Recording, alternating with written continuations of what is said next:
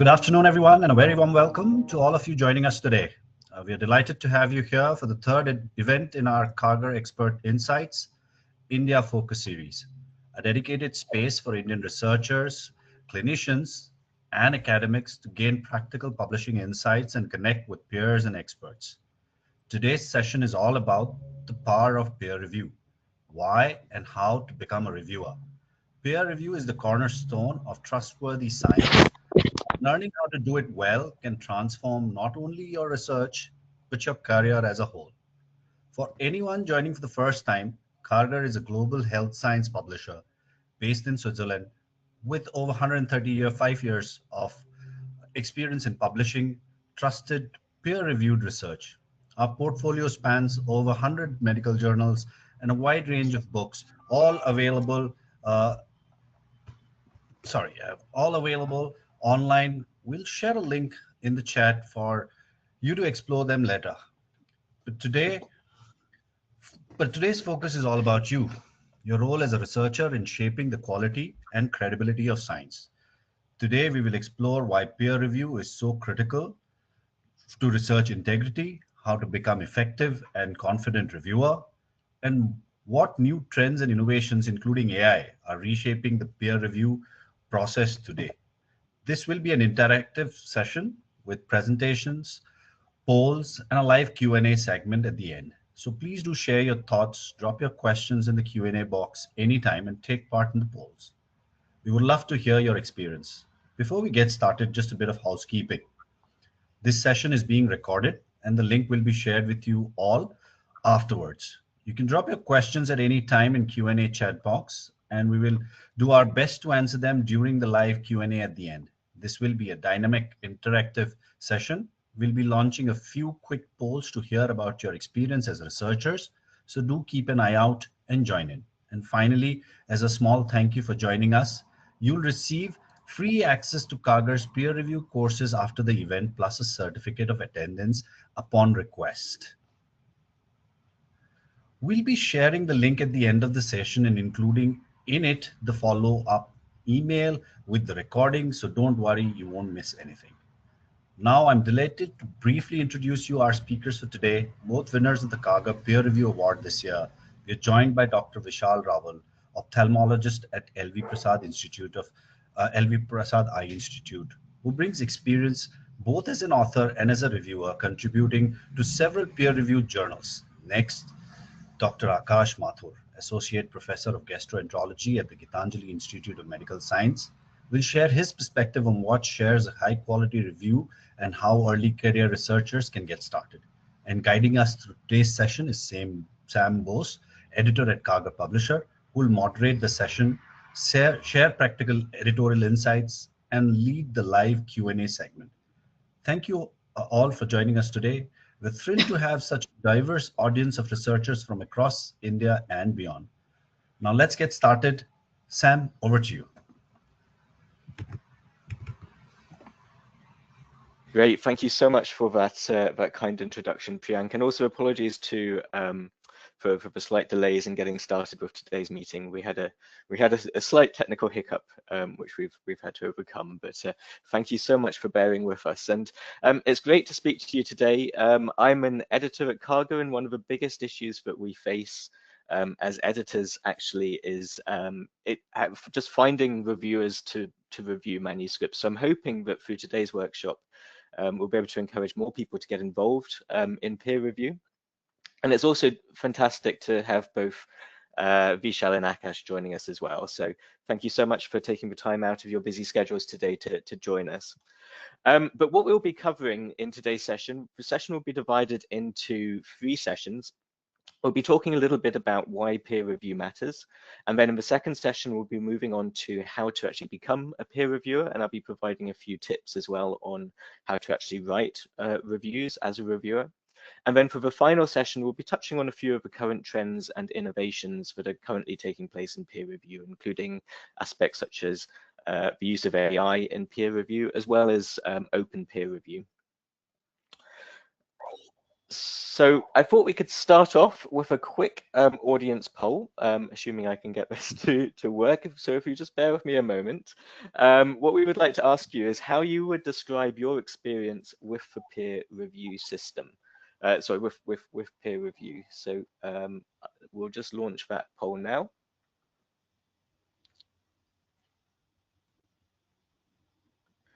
And you should have some tick boxes there. So I can see that we've got a good mix coming in of some who regularly review for journals already. We've got some who've reviewed papers before.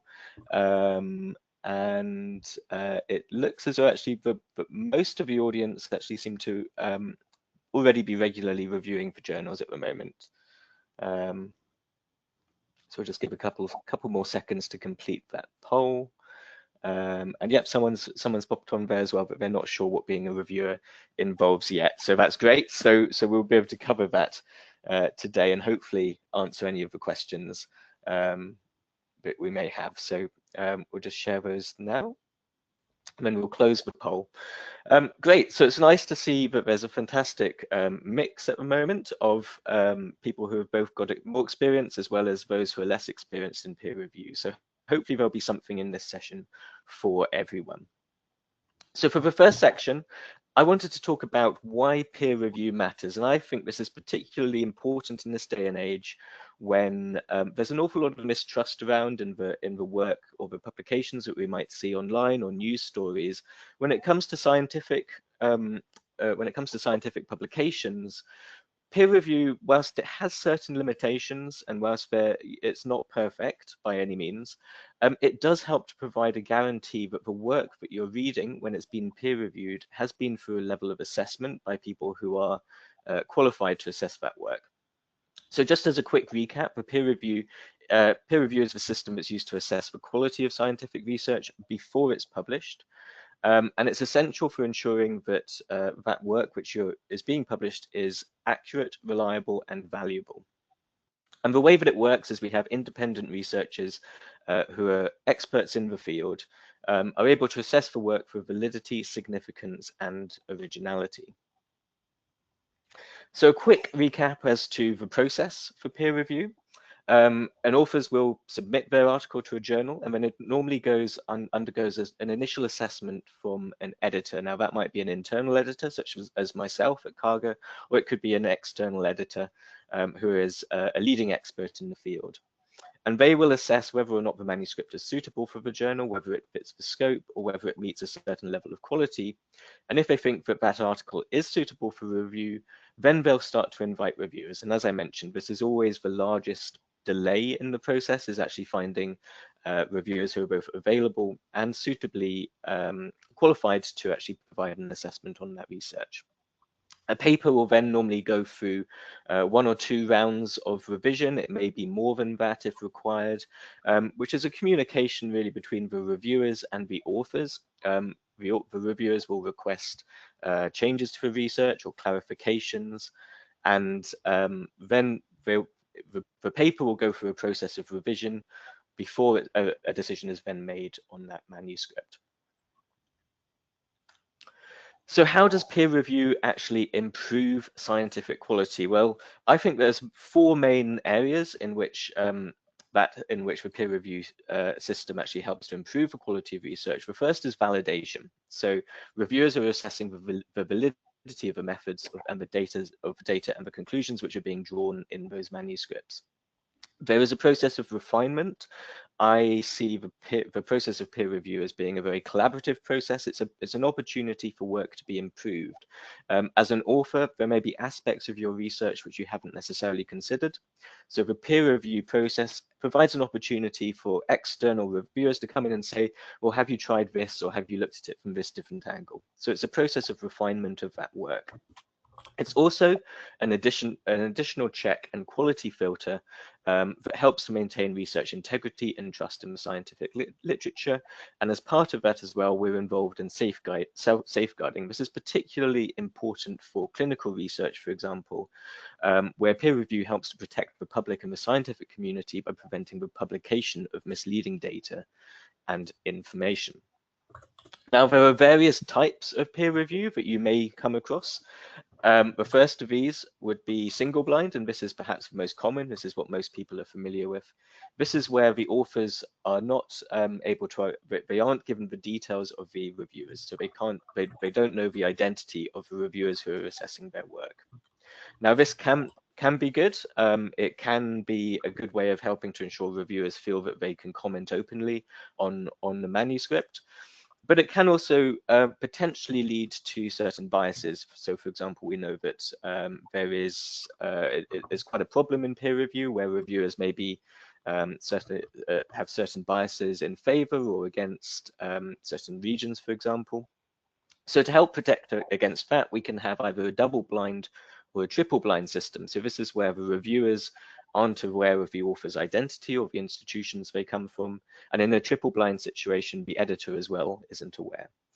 This as well has its drawbacks, as with any system. There's positives and negatives. In this case, for example, it might be hard for the editor to identify whether there might be conflicts of interest between the authors and reviewers, and similarly for the reviewers, if they are aware of the authors' identities, then they can declare any potential conflicts of interest that they may have. We also have open peer review and post-publication as well, which I'll be talking about later on in the session. For the open peer review, this is where the open peer review term can actually apply to many different models. So it might be that the reviewer identities are shared after publication, for example, or it could also be that the reviewer reports are published alongside the article when it's published. And this opens up a greater level of transparency in the peer review process. Post-publication similarly allows for commenting on articles after they've been published, and some publishers such as F1000, for example, actually allow the peer review process actually takes place after an article has been published. And then we have collaborative peer review. So this is more of an open conversation between reviewers and authors. So it might be that the reviewers can ask a question of an author and the author can provide a direct reply. And some publishers, such as Frontiers, for example, operate this model. So for the end of this first session, I thought it would be interesting to come on to our panel, and I can't actually see at the moment if Akash has joined us yet, but certainly I'll come on to Vishal first, if that's okay, Vishal. It would be great to have an understanding of what your main motivations for reviewing manuscripts are. Yeah, thank you, Sam. First of all, good morning, good evening from wherever you're connected all around the world. And I am kind of happy to contribute my part as a peer reviewed learning process for the young researchers, particularly in India. And the question what Sam has asked me about the motivation for reviewing manuscripts, I think it is very relevant, particularly for the young clinicians or the young researchers, particularly in India, who are looking forward to review multiple articles, particularly from both from the scientific and non-scientific journals. So the main motivation, if you can ask me the direct question, what led me to be the clinician and then the clinician scientist, I think first the most important aspect which helps me to review manuscript is to I want to contribute back to the scientific community. I think that's the most important kind of message I want to give, because as a learner, whenever you are doing something, it is all kind of one-on-one. But I think once you start reviewing manuscript, I think you also not only reviewing the manuscript, but you are also learning. So I think that helps you to understand the rigorness with which the journal or the author has written the article. You understand some points or some insights related to the research, what they have understand related to methodology or the results, and that helps you to broaden your vision, broaden your research, which you might help you to do your own research. So that the first thing is about the contribution to the scientific community. Second thing which I would say motivation for reviewing manuscript is to uphold the standards of the evidence and the methodology. As I told you, by doing the reviewing, I understand the study design, I understand the analytics and the rigors with which the authors have done. And that helps me to kind of excel my work in the field of scientific and the ethical standards, how the journal has been kind of leading forward. Third is to kind of enhance my own critical appraisal skills, because here I am reviewing the manuscript for a different author. So I think I need to be a little bit not kind of very bold in my understanding of how the authors have done. But I think usually I should be very critical on the aspects of the methodology and what the authors wants to kind of portray related to the results and the conclusion, whether they are kind of aligning with what the objectives were there for the research. So if that is there, then it usually helps me to review the manuscript. Last but not the least, I think it is very important to have a professional responsibility as a and as well as a intellectual curiosity, which as a reviewer it is very helpful that you kind of help the young budding reviewers to nurture them, help them to review the manuscripts. So it is my responsibility, because I also have gone through the same phase 5 years back, that somebody helped me to do the early peer review for the my initial articles. So I think it is my moral responsibility that I also help nurture my young clinician researchers to how to go about by reviewing manuscript, and what it is going to help them both at individual level as well as in their kind of day-to-day clinical practice. Fantastic. Yeah, no, as I think that one of the keys there is supporting the research community as well, and it's helping to encourage it's for learning both for yourself as well as for other members of the community, people that you are supervising. Fantastic. I think it's very easy sometimes to feel that reviewing is a bit of a chore, but I think you've really highlighted there what the actual advantages are of actually becoming a reviewer. And Dr. Akash as well, sorry, I know we've had some issues with the start of this session, and if I can direct this question for you as well, what would be your main motivations for reviewing manuscripts? And welcome to the talk as well. Thank you so much, Sam, for the opportunity. And talking about the main motivations, I think as a person of science, the biggest motivation is the feeling to be able to contribute to the academic community. At the same time, I feel that it is an opportunity for us as well to learn from various research papers, know about what is happening in the field of gastroenterology in our own personal field. This also helps us refine our critical appraisal skills. So for me, if you ask me, I would always tell you that it is more of a two-way street. Like while you help somebody else improve their paper, at the same time, it helps you develop a good research perspective and develop your own writings as well.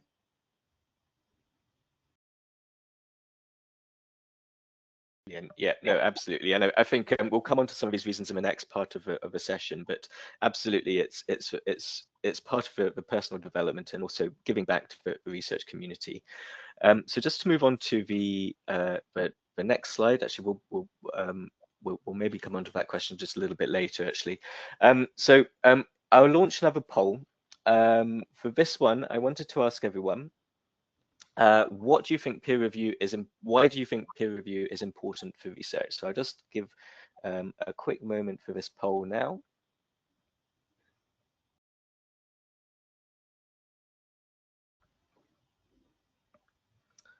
Hopefully everyone can see that. I can't see any answers coming in at the moment. Oh, there we go. Yep. Brilliant. Here we go. We've got some answers coming in. And I'll just allow another few moments for that. Okay, I can see top answer seems to be it ensures the quality and validity of published studies. Absolutely. And let's end that poll now. So yep, we can see that absolutely the main reason that everyone has selected there is it ensures the quality and validity of the published studies. And we also have pretty much an even split across the other ones as well, about detecting errors, increasing trust in science, and improving your own critical and writing skills. Absolutely. So for the next session, I think, oh, hang on, we've got another poll, another poll here. So this is, which type of peer review do you believe works best? And I'm actually really interested to see the answers to this one. So we'll launch this poll here as well. As I mentioned earlier on, there are various pros and cons to the various types of peer review. Oh, yep. And we've got some answers coming in. A lot of votes at the moment for double blind.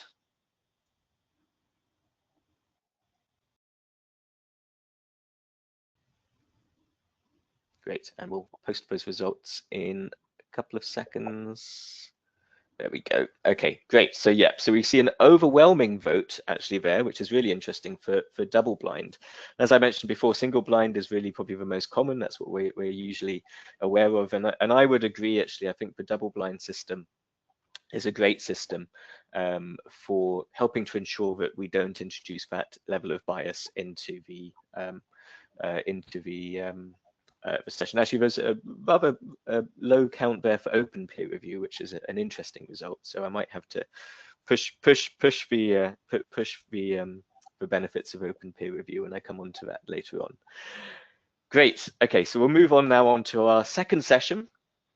And for this session, I'm going to be talking a little bit about how to become a peer reviewer, as well as providing some tips actually on how to write reviews and how you should be presenting your reviews as a reviewer of manuscripts.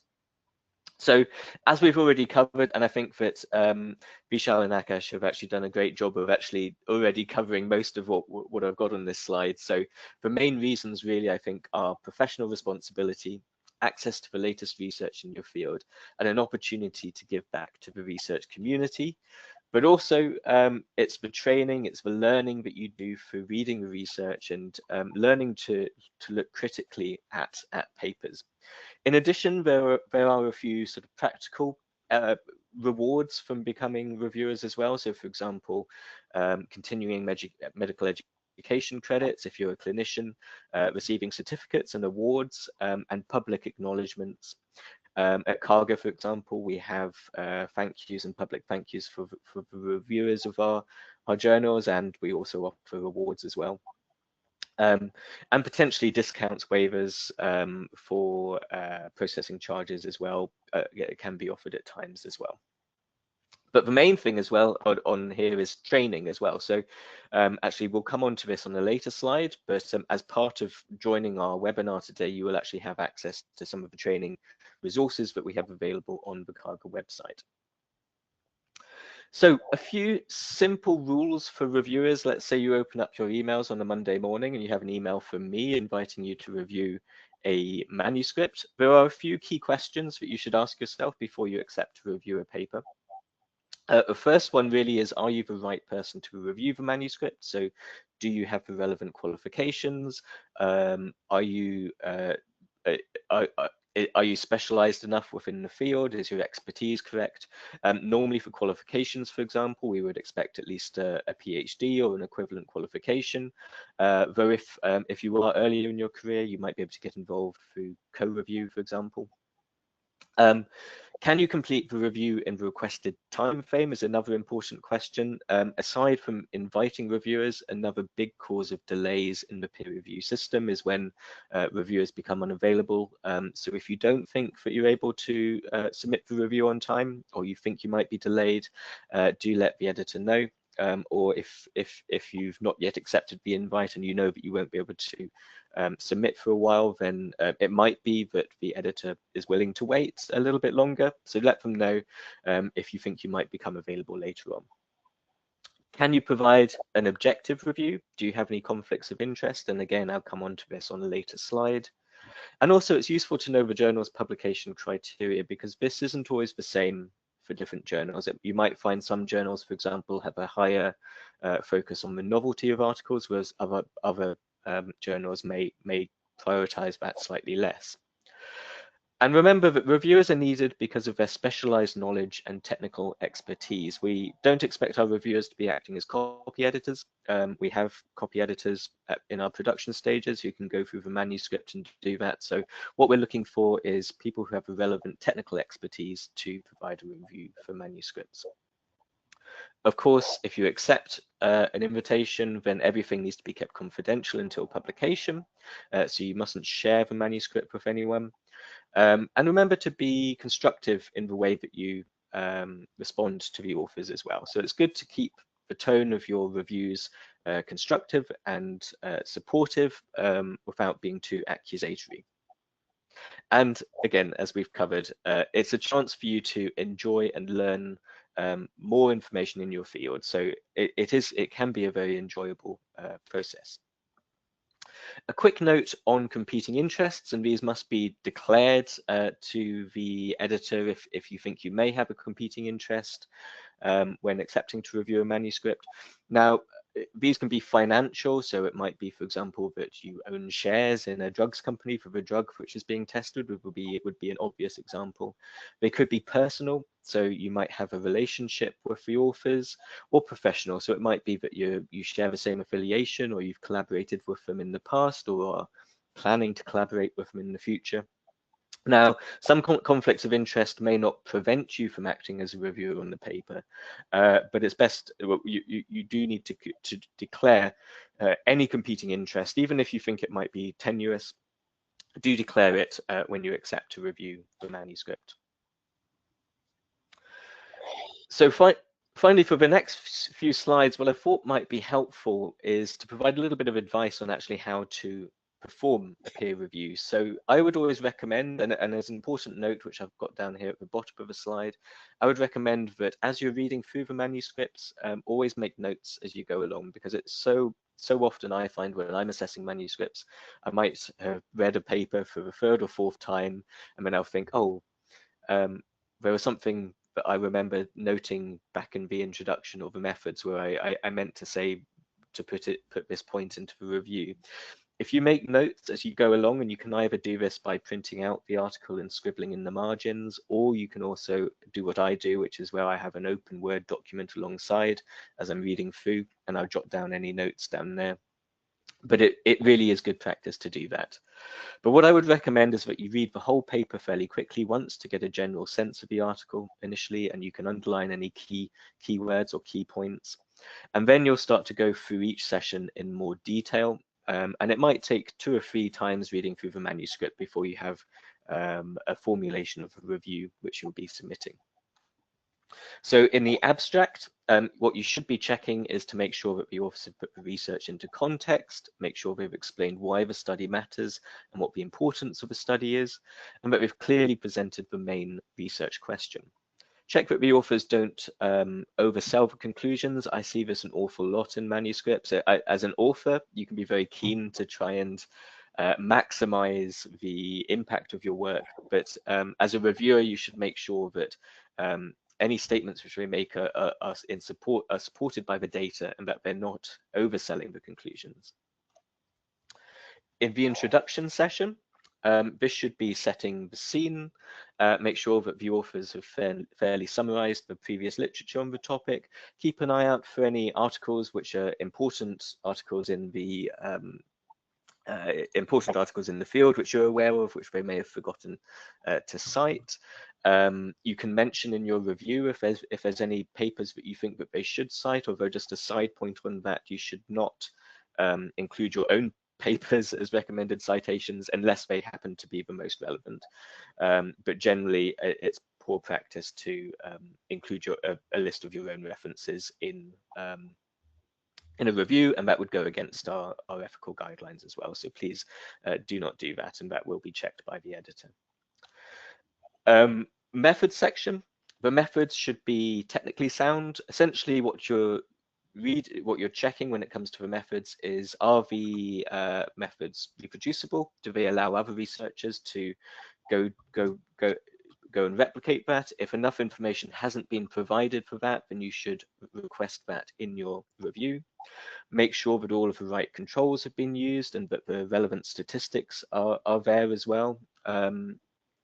You should have an understanding of which statistics should be used and when.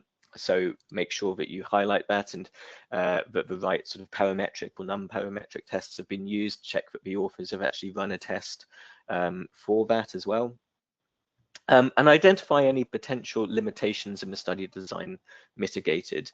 I like to see in, say, a basic research article that the authors have come at the question from different angles and used different techniques to address a particular question. So if you think that there are additional experiments that would strengthen the work, then you can highlight that to the authors as well in your review report.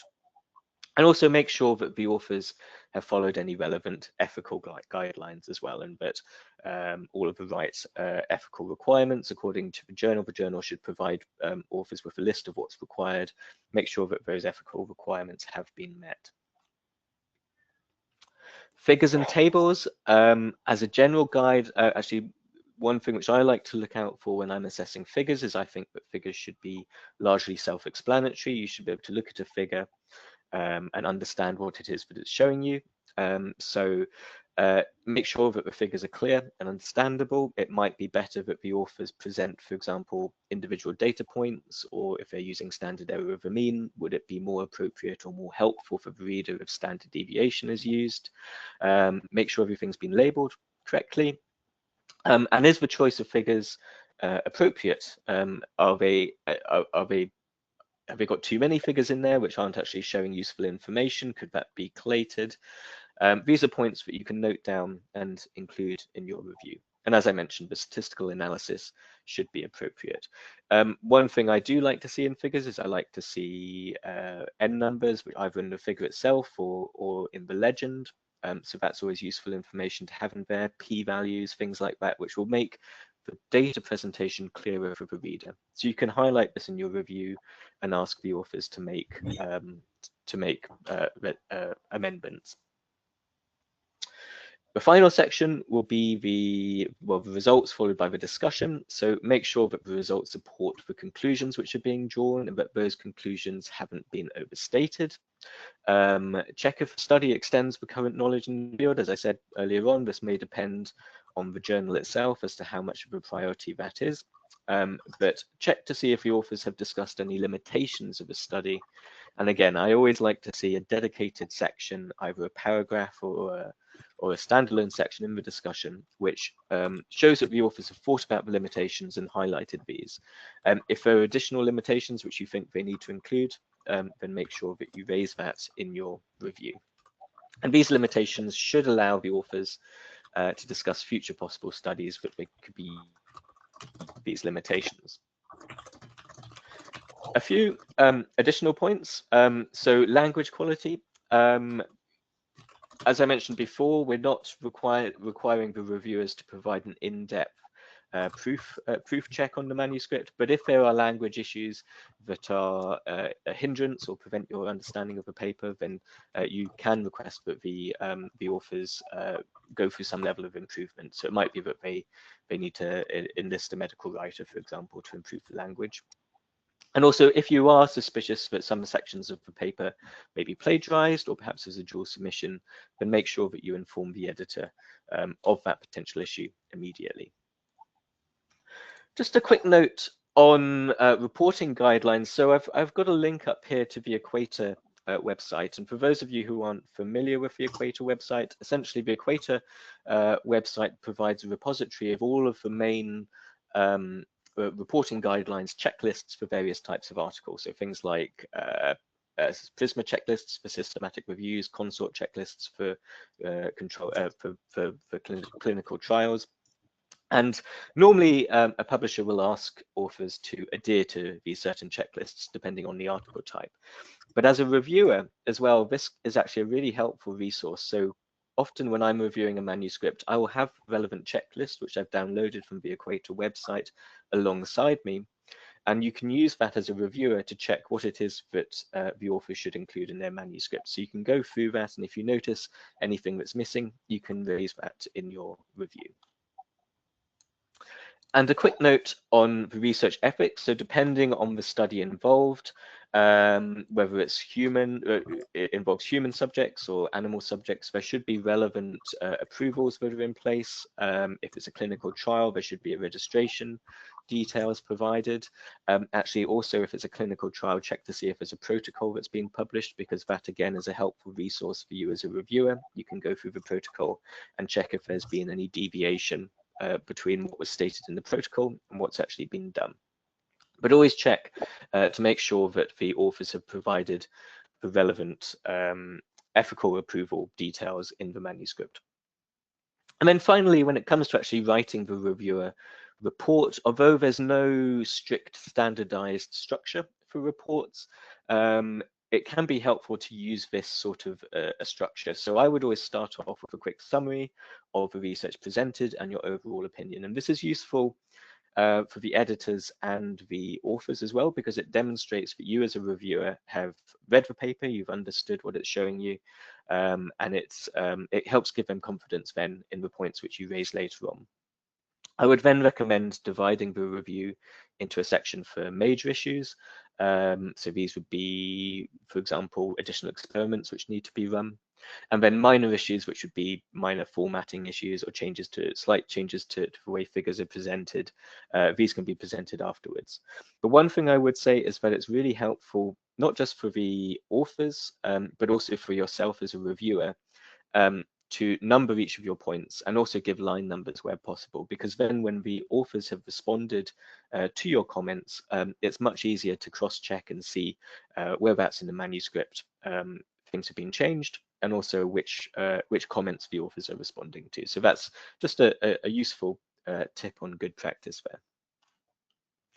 And I would state that you should include positive feedback. So if you think the manuscript is good or it shows promise, even if you think, say, if it's promising, but there's lots of extra work that needs to be done, it's good to say in your review report that you think that it is good or it shows promise. Provide positive feedback whenever you can. A quick note on the tone that you use in your review reports. So I would always recommend that you aren't too personal in your criticisms of the paper. So rather than saying things like your interpretation of figure 1, it would be better to say the author's interpretation of figure 1. Rather than saying things like the writing is really bad, you could rephrase that as the authors should revise the language to improve readability. Remember that most of the time for a paper, there's lots of authors involved and they may have different contributions. So try to keep the comments less personal. And finally, on this section, just a few notes on how to become a reviewer. So if you are new to reviewing, if you haven't done it before, there are various ways to get involved. The first way perhaps is self-nomination. So at Karger, for example, we have an option for you to inform us that you're interested in reviewing papers and submit an application. And that's a great way actually to start and get involved. Peer review courses training, and this is a screenshot here of the courses that you will actually have access to after this course, after today's session as well. So if you're interested in that, then please visit our website, and we've got some great courses on there that will help with your training to become a reviewer. If you're early in your career, say if you're still a PhD student, for example, and you're not quite qualified, or even if you are qualified but you're not entirely confident, you haven't had a huge amount of experience, it might be that a supervisor or a mentor who is active in reviewing papers might be able to invite you as a co-reviewer, and that will help you gain experience in the review process. And then make sure all of your public profiles are up to date as well. So things like ResearchGate, your institutional website. Myself as an editor, I will often, when I'm looking for reviewers, will go to these places to check expertise and make sure people have the right qualifications. So make sure all of that information is up to date. I'd highly recommend, if you don't already have an ORCID profile, that you open up an ORCID profile, as well as keeping a record of all of your published research. It also keeps a record of your reviewer activity. And then practice. So you can practice by joining a journal club, becoming involved in commenting on, say, preprints, on bioRxiv or medRxiv. The more you practice critically assessing papers and writing reviews, the easier the process becomes, and the more you get used to actually looking at papers and trying to pick out those potential issues which would be brought up in a review. So we've got some more questions for the panel now. So I will come on to Akash, I think, for this first question. So I was wondering how you would go about deciding which reviewer invitations to accept when you receive them. So Sam, I think it is a very important question, as in the ever expanding scientific landscape, both for the journals and for the reviewers, you have a lot of reviewer invitations and a lot of papers to review. So first and foremost thing which I would see is relevance to the area of expertise that I work in. Even within gastroenterology, if I would say, I work predominantly in luminal gastroenterology. So I would see that how much relevant the paper is to my area of interest and to my area of expertise as well. Number two, I would see my schedule that week. So you have to balance reviewing along with your clinical work, your teaching work, and all those things. So I only will accept an invitation if I think that within the given time frame of 1 week or 2 week, whatever it is for different journals, I should be able to do justice to the reviewing process. And at the same time, something which I find important is the potential impact that I see in the paper. If I feel that a topic is very relevant, it is of an area of significant scientific importance. It answers a research question which is probably a research gap. Then I'm more likely to accept those invitations. Fantastic. And Vishal as well, would you add anything to that from your perspective? Yeah, thanks. So I think most of the points Akash has already covered. So I think that the important points I will just kind of highlight. One is the relevance. Again, it is very, very important that you choose the articles which are relevant to your field. There's no point in accepting a number of articles and then you're kind of lying on your desk and you're not able to fulfill the commitment what you're accepted. So always say, or very important that you always kind of learn to say no, because in your earlier career you want to do everything as much as possible and say yes to everything. I think over the time as you become more and more mature, I think you learn how to say no. I think that is a very important quality which all the reviewers should be having. Second point is very, very important is something related to the meaningful research which is happening in your field. If you feel that the subject is not relevant to you, don't be hesitant to pass on to your peer or your colleague who is expertise in that. So I think it always helps. You can write to the editor that sorry for the trouble, I will not be able to accept this, but my colleague so and so, he expertise in this clinical research and be happy to review. So in that way, I think you are gaining a much more importance to the editors also, that you being kind of very kind of truthful to yourself, that you're not just accepting the article on the face value. And last but not the least is a very, very important that you have enough time. I think as Akash has pointed out, we are all clinicians who does some kind of basic research or scientists. So unless until you have time and particular dedicated time for research, then only you should be able to accept all these articles. Yeah, that's a great point, actually, coming from an editor's point of view as well. I would say if you are able to recommend someone, if you aren't able to review it yourself, then that can be so helpful to have those recommendations. As I say, it's one of the biggest challenges that we face is actually finding suitable reviewers. So any recommendations that you may have, if you aren't able to accept a review invitation yourself, are always hugely appreciated. And also on the point of saying no, I've certainly known not just early career researchers. I remember my PhD supervisor pretty much said yes to everything and then would be overwhelmed by things. So absolutely, it's fine to say no. As an editor, we would much rather receive a declination of an invitation with a recommendation than that our invitations are sort of go out there and we don't have any response. So do feel free to say no if you aren't available to it. We also appreciate that there are a lot of invitations that are appearing in people's inboxes as well. So do say no. And actually related to that, and I'll start with you, Vishal, as well. How do you find balancing providing reviews with your other clinical work? Yeah, thanks, Sam. So again, I think it is just a kind of add on to the previous discussion what we had. So I usually have my research days, particularly on the weekends, that is on Fridays and Saturdays. So I have a specific dedicated time where I do accept, but then I usually don't review during my weekdays. I have a specific dedicated time that is on every Friday morning, 7 to 8 is 1 hour is dedicated time for all my review articles.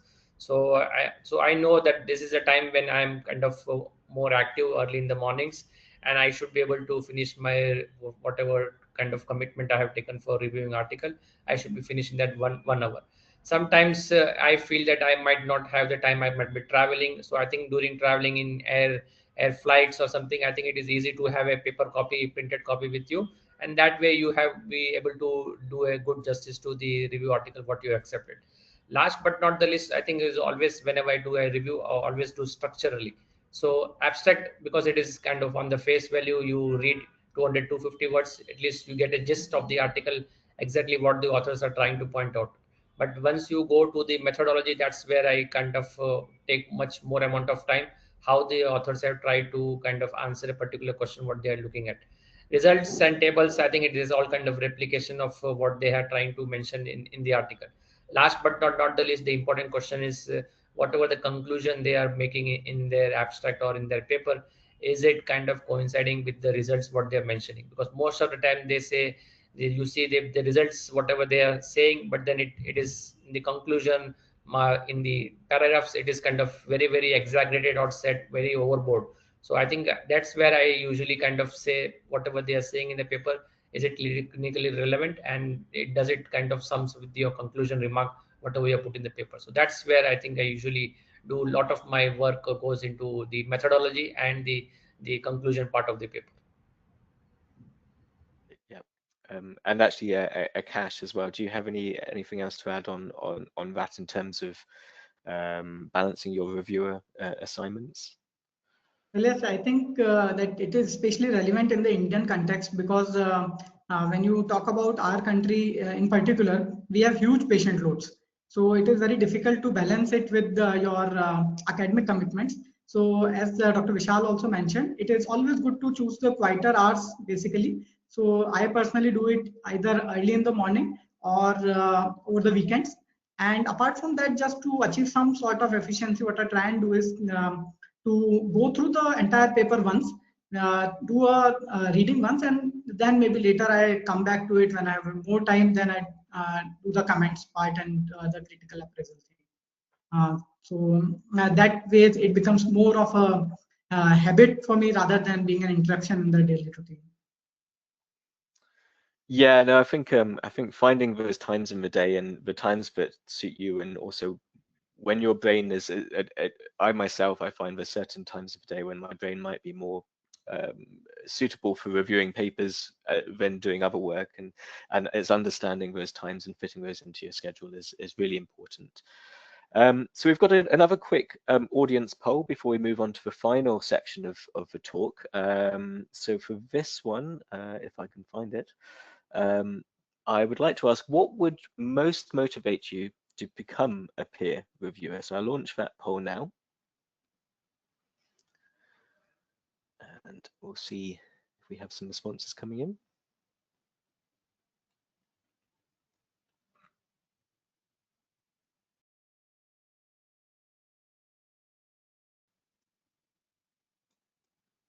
Okay, yeah, we've got some answers coming in now. We'll just give another couple of seconds really to allow time to answer that poll, and we'll end it now.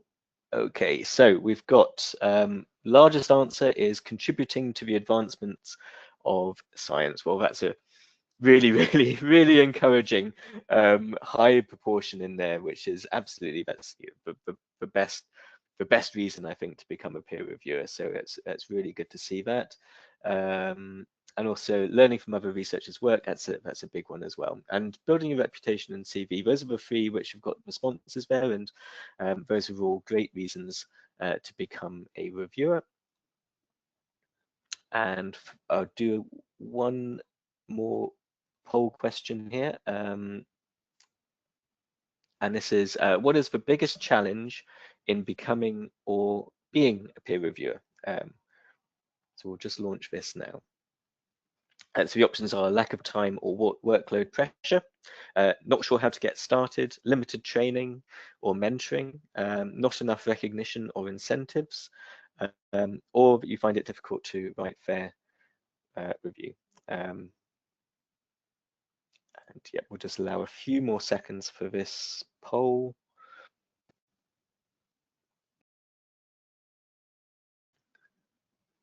Can see, great, okay, and we'll end the poll there. So as probably expected, lack of time or workload pressure is probably it's the biggest reason that's given there. So it's great, actually. It's been really useful, actually, Vishal and Akash, to hear from you as to how you manage your peer review requirements, because I think a lot of people, that is the biggest issue when it comes to providing peer reviews, is just finding the time in which to do it. Okay, great. So we're now into the final section of the session today. And in this session, I just wanted to quickly touch on a few current trends and innovations in peer review. So a lot of this is quite new and evolving, but one of the big things, which are the big hot topics at the moment, of course, is the use of AI in peer review. And I think it's quite important to understand that there are obviously big potential ethical issues when it comes to the use of AI in peer review, but equally the way that AI is evolving and how rapidly things are changing, there's potential for some opportunities here as well, in particular in supporting editors and reviewers in ensuring the integrity of our publications is quite a big useful tool of AI. But some potential uses which I've highlighted here on this slide are, for example, assistance in finding suitable reviewers. AI can very quickly find suitable people within the field who might be well situated or have the right expertise to assess a paper. Research integrity checks. We know, for example, that AI is able to identify image manipulation much better than humans can. So there may be applications, or there are already applications for the use of AI in research integrity checks. Providing quick summaries of manuscripts. AI can assess manuscripts very quickly, much more quickly than we can. So it might take us quite a while to read through a manuscript, whereas AI will take a matter of seconds or less to actually have a look through and summarize a manuscript. It can also be used, for example, for language, grammar checks, or improving the feedback that we provide to authors as well. And then performing an initial AI review of manuscripts. So if you're a busy editor, potentially there may be an application for AI peer review tools to give you a quick assessment of a manuscript before you then make your own assessment on it.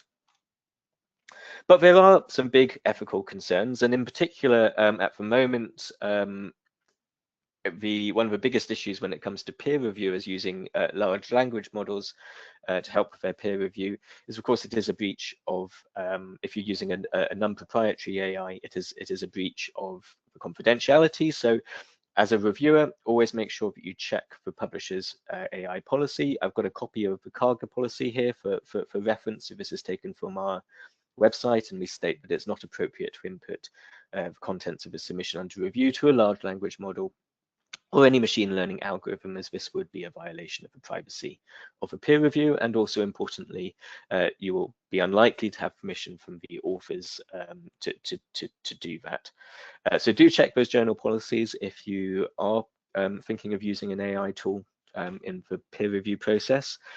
And also you should declare the use of any AI assistance as well, of course.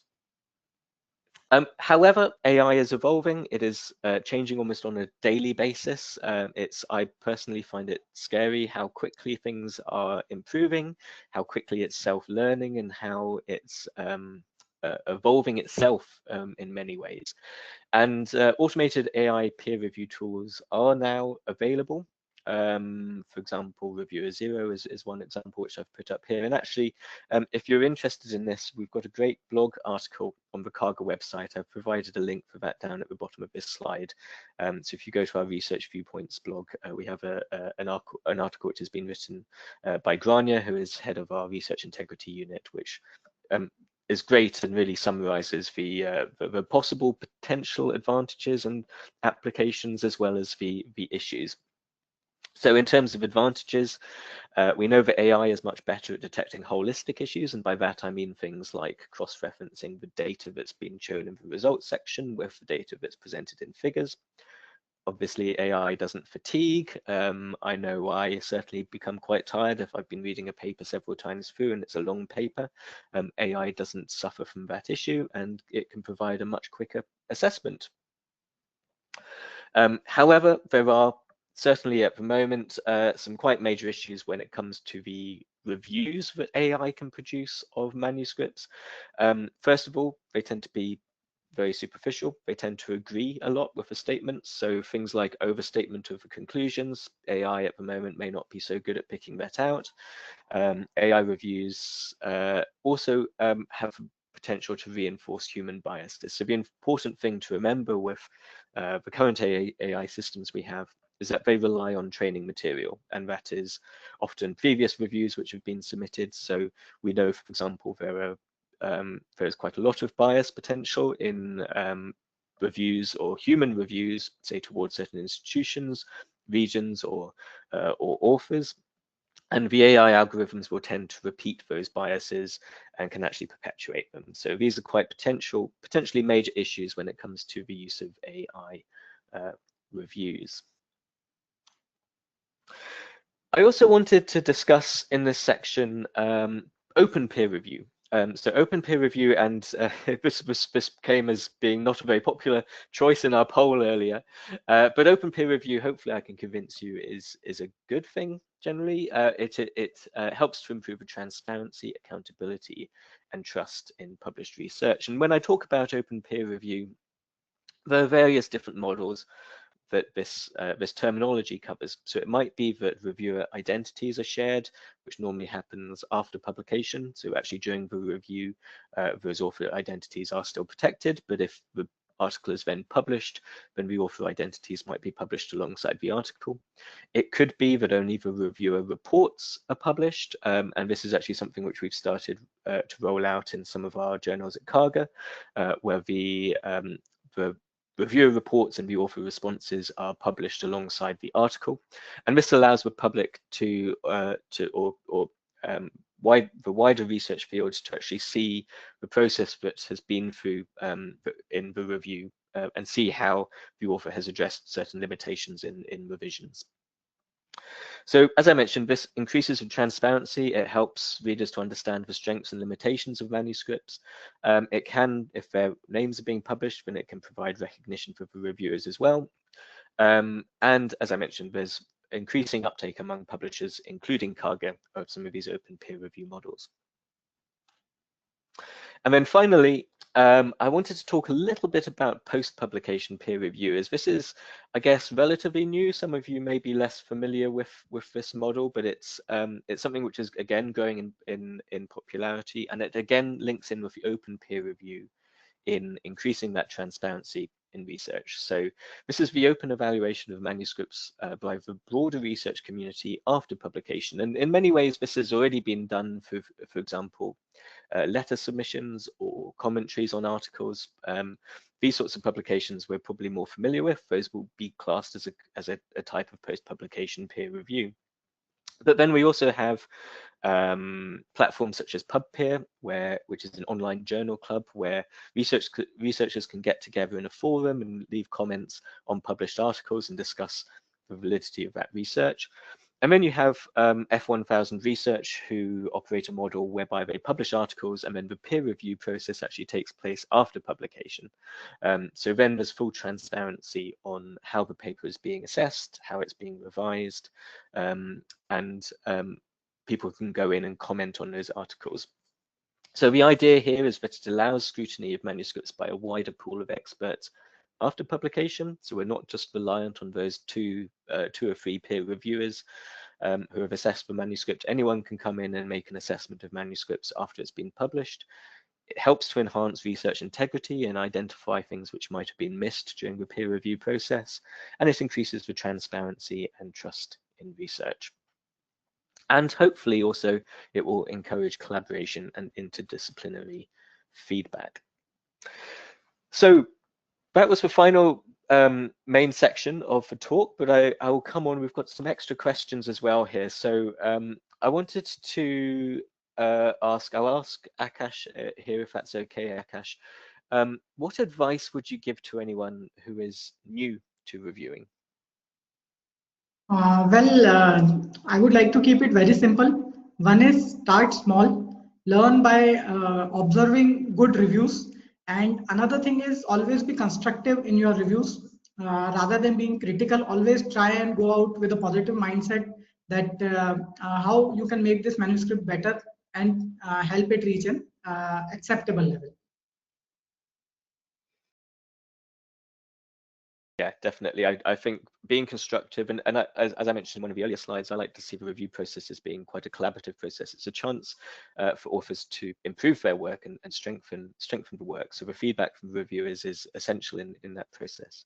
Vishal, do you have any bits of advice that you would add to Akash's answer there? Yeah, I think major points Akash has already covered. I think important point is you learn from your journal clubs. I think that's the way, because there is no clear-cut way how you should be reviewing. So I think more and more journal clubs you attend within your kind of your members, particularly when you are in your early career research or your early reviewer. I think you should be doing that. And last but not the least, I think be respectful. I think because somebody has taken some such efforts to do some kind of study and put it into a manuscript and publication, I think you should be respectful about that, and have always a balanced tone in whatever way you do a constructive kind of criticism about a manuscript. So don't be kind of very kind of critical on face value. Always give your inputs, comments. If something you want to be very specific, you want to recommend, I think you can directly write to the editor if you're not happy with related to the plagiarism or something which article has already been published and this is something which somebody has kind of copied it somewhere. I think you can directly report it to the auditor rather than kind of having a one-on-one directly with the author itself. Fantastic. Yeah, absolutely. Some great advice there. And also, because we've got a largely India-centric audience for this talk, I was really interested to know, and we'll start with you, Vishal, how you see the role of Indian reviewers in strengthening the global research community in particular.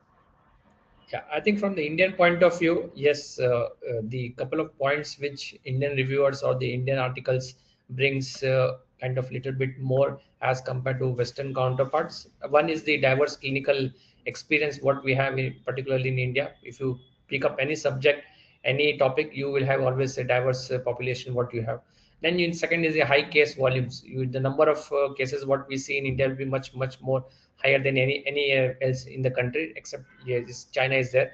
And last but not least, if you want to look at something population based insights, I think India is a very unique country where you can study particularly related to the prevalence or incidence of a particular disease.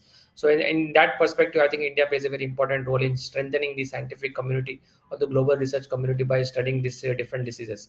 Last but not the least, I think as India continues to expand its research output and the clinical expertise, the contributions of the Indian reviewers will be very central to the promising the community in India to not only promote equity, diversity, as well as the excellence in the scientific rigor with which we write the articles and which we review the articles. So I think that's what I think makes India unique as compared to the other countries where you might not see that much amount of diseases or that much amount of publication coming from the India. And Akash as well, did you have anything else to add to those points? Well, as already pointed out, India is a country with diverse population, huge patient loads. So I think it is upon the Indian reviewers to bring credibility and visibility also to the Indian scientific community. So I think the more and more we review, it will give even our research more visibility and more credibility.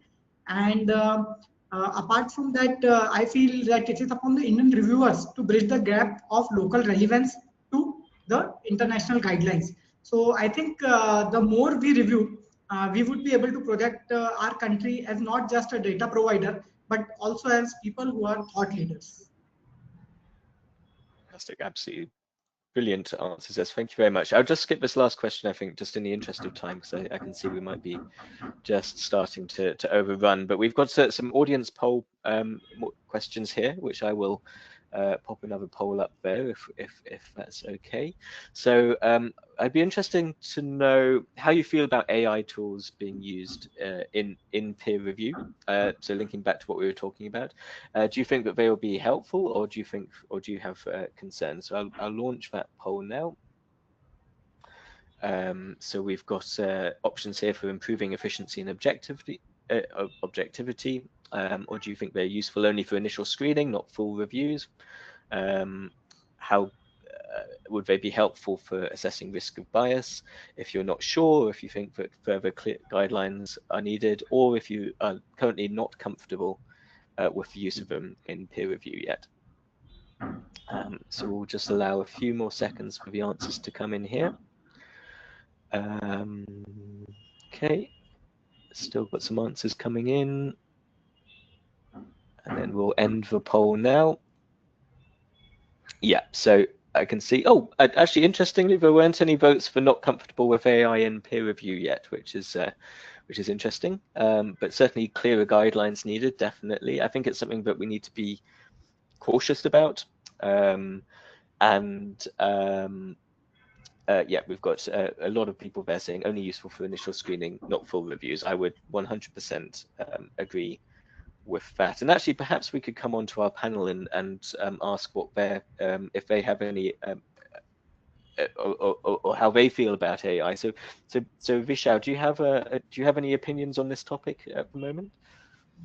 So I think now most of the journals, they upfront ask whether the authors have used any kind of AI during the preparation of the manuscript, and I think that is a good point. I think there is no harm in using the AI. I think, but I think you should be upfront, be clear what part of the manuscript the AI has been used. So I think that's kind of gives you the confidence in writing the manuscript, as well as the editor also understands that there are some limitations, particularly when you do manual manuscript as compared to AI. And AI, I think it is the next something which is going to be helpful, not only from the research point of view, but also from the editing point of view, grammar. I think there are a lot of ways I think AI can help the particularly in country like India, where the English might not be kind of optimal as compared to the UK or the US literature. So in that aspect, I think AI does helps you, and I think it kind of helps you to connect with the Western counterparts. So I think there's no harm in using AI, but I think you should be truthful to what aspect of manuscript AI has been used. Yeah, definitely. And also always check what the publisher requirements are as well in terms of declaring it. So it's actually something which I think can be very helpful, particularly for checking spelling, language, grammar. If English maybe isn't your first language as well, then tools like Grammarly can be really, really helpful. And provided that it's declared, then they can actually be really, really beneficial.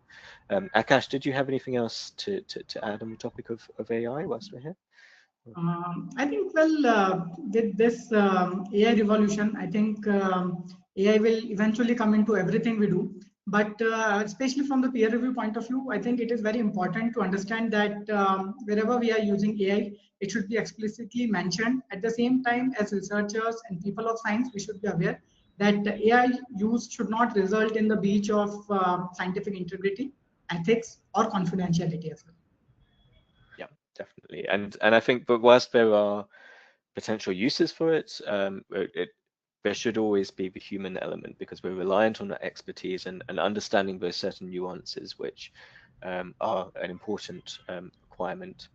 I can see Fan has popped up on the screen, so I wanted to check, do we have any questions from the audience, Fan, that we should go through? Not that I can see. I think the one was about the certificates of attendance after the event. So don't worry about that. You will receive an email and you'll be able to request your certificate. I can see that we are running out of time though. So any last comments that you would like to make before we end our session?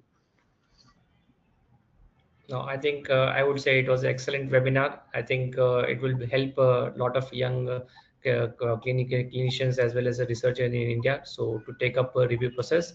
And I think the end, what you said, I think the certification and might be some kind of I'm not sure, some kind of remuneration you're giving for some kind of publishing in the Karger. I think that might kind of motivate people to take up a review process and also publish in the Karger publication. So thanks for all the effort. I enjoyed it thoroughly. Thank you so much. Thank you so much, Sam. Sam, would you like to wrap up anything, or could I just do the closing bit? Or just a quick note about, if you are interested in becoming a reviewer, if you haven't signed up already, then we have portals we can perhaps put, I don't know if we've got the link to that, Fan, that we can provide. Yeah, we'll be showing it. Yeah. Okay. And also the links to the training as well, but that's fine. And I just want to say a big thank you to our guests as well for joining us today. Thank you so much, Sam. And it was a really nice, thorough session. And I think this session would definitely inspire a lot of reviewers in India, especially these online tools. They will help them start early during their postgraduate course. They can start learning how to be a good reviewer. And I think since there were minimal number of questions, that means Sam was very thorough with his presentation. So congratulations to you on that as well. Thank you. Absolutely, absolutely. I have to agree. Thank you for the reactions that I can see at the bottom of our screen. So thank you so much to our speakers, Dr. Vishal Raval and Dr. Akash Martour, and our moderator, Sam Mose, for sharing such valuable insights today. And a big thank you to all of you for joining us and taking part so actively with our polls, and also for your patience while we're dealing with some technical difficulties at the beginning. So we hope you're leaving with a clearer sense of how peer review works, how you can get involved, and how it contributes to a stronger, more trustworthy science. So just a quick reminder before we close, you receive a follow-up email with the session recording, free access to Karger's peer reviewer courses, and I think you could see the screen now with the QR code. Just remember to create a free My Karger account before you log in, but you will receive also this in the email, so don't worry if you cannot access it now. And then also, as I said, details on how to request your certificate of attendance will be also in that email. If your institution has a publishing agreement with Karger, you can also publish open access at no cost and access all our journals. We can also share the list in the chat, and you can find it also on our website. Stay connected with us through our newsletter and social media to hear about future Karger Expert Insights India Focus events. Our next one is coming up in early 2026, so it feels like ages away, but it will be soon enough. So thanks again for spending your time with us today, and we look forward to seeing you our next session. Thank you again. Goodbye.